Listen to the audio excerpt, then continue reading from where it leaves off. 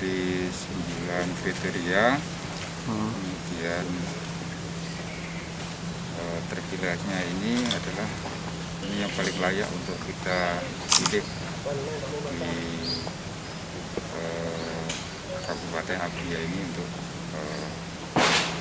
rumah ini yang kita jadikan sebagai pembenahan untuk rumah layak tidak huni.